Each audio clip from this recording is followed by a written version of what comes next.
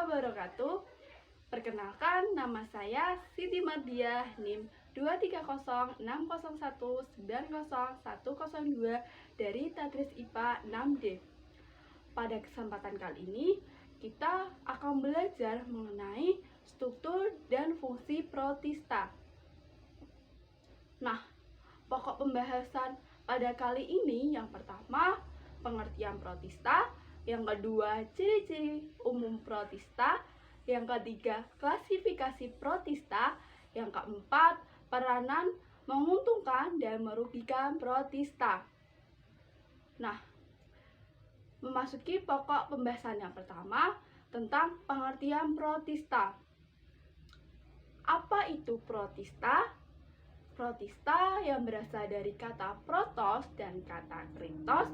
Dalam bahasa Yunani, kata protos memiliki arti pertama atau mula-mula, sedangkan kata kritos memiliki arti membuat atau menyusun. Maka kingdom ini berangkutan makhluk hidup bersel atau bersel banyak yang tersusun sederhana. Meskipun begitu, dibandingkan dengan Monera, jauh lebih maju karena sel-selnya sudah memiliki membran inti atau eukariotik. Nah, organisme yang tergabung dalam protista pernah membuat bingung para ahli taksonomi karena ada yang mirip dengan tumbuhan, ada yang mirip dengan hewan, dan ada pula yang mirip dengan jamur. Untuk menjabani perbedaan itu, maka lahirlah kingdom baru, yaitu protista. Yang pokok pembahasan yang kedua yaitu tentang ciri-ciri protista. Ciri-ciri umum protista. Protista memiliki ciri-ciri umum. Yang pertama, unisekuler atau multisekuler. Yang kedua, inti sel bersifat eukariotik, yaitu memiliki membran inti. Yang ketiga, memiliki dinding sel atau tidak. Yang keempat, cara hidup secara autotrof atau heterotrof. Yang kelima, bersifat aerob atau anaerob. Yang ketujuh, hidup bebas dan bersimbiosis, serta reproduksi secara seksual dengan konjugasi dan aksesual dengan pembelahan. Pokok pembahasan yang selanjutnya yaitu klasifikasi protista. Klasifikasi protista ini dibedakan menjadi tiga, yaitu protista mirip. Yang pertama yaitu protista mirip hewan atau protozoa. Yang kedua yaitu protista mirip tumbuhan. Yang ketiga yaitu protista mirip jamur. Yang pertama yaitu protista mirip hewan dan peranannya. Protista mirip hewan atau protozoa memiliki ciri-ciri sebagai berikut. Yang pertama, unisekuler. Yang kedua, tidak memiliki dinding sel. Yang ketiga, umumnya bersifat heterotrof dan hanya sebagian kecil yang bersifat autotrof. Yang keempat, hidup bebas atau sebagai parasit bagi organisme lain. Yang kelima, reproduksi secara aseksual dengan pembelahan biner dan reproduksi seksual dengan konjugasi. Jenis protista mirip hewan dibedakan menjadi 4, yaitu yang pertama, Zygopoda. Yang kedua, Flagellata. Yang ketiga, Ciliata. Yang keempat, Protozoa. Nah, kita akan membahas tentang protista mirip hewan. Yang pertama yaitu Zygopoda. Zygopoda memiliki ciri-ciri, yaitu yang pertama, bergerak dengan kaki semu atau disebut Pseudopedia. Yang kedua, unisekuler mikroskopis. Yang ketiga, bentuk sel tidak tetap atau berubah-ubah, contohnya amuba. Yang keempat, beberapa jenisnya ada juga yang mempunyai cangkang atau kerangka luar, contohnya Foraminifera serta Radiolaria. Nah, ini adalah gambar contoh dari Zygopoda, yaitu Foraminifera serta Radiolaria. Kemudian yang kedua, Flagellata. Ciri-ciri dari Flagellata yang pertama, alat gerak berupa flagel atau disebut juga dengan bulu cambuk.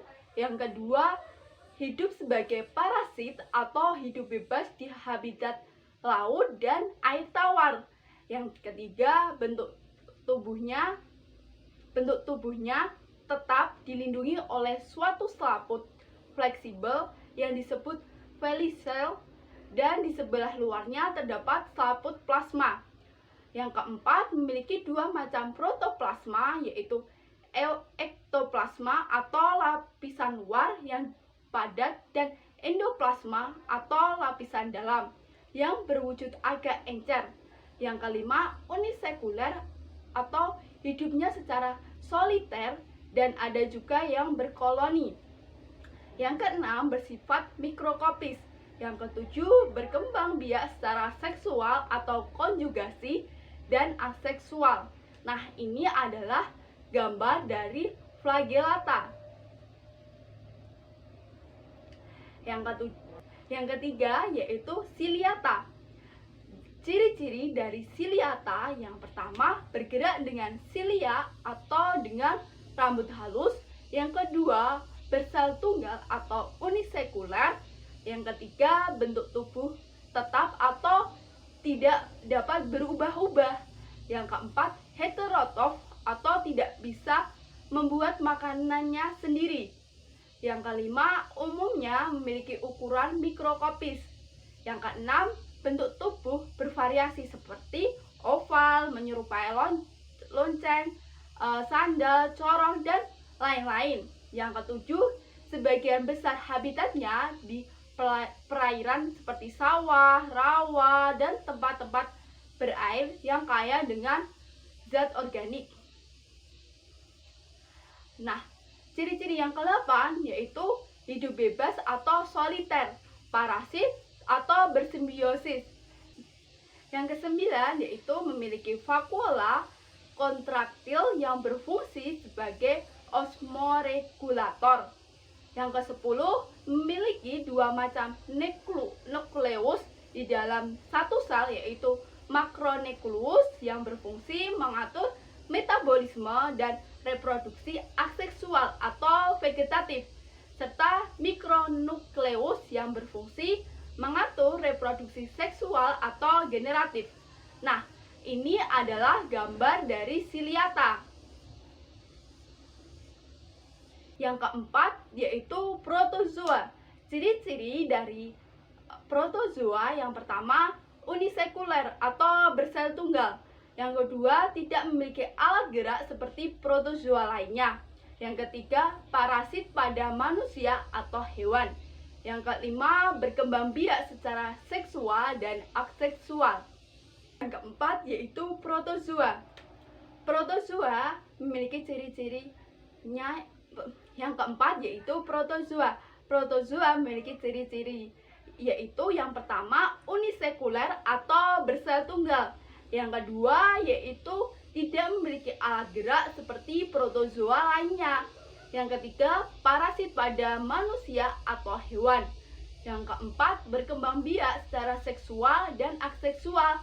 Nah, reproduksi aseksual dengan cara sporagoni, yaitu proses pembentukan spora dalam tubuh inang perantara, dan zigogoni, yaitu memperbanyak jumlah spora dengan cara membelah diri dalam tubuh inang atau manusia.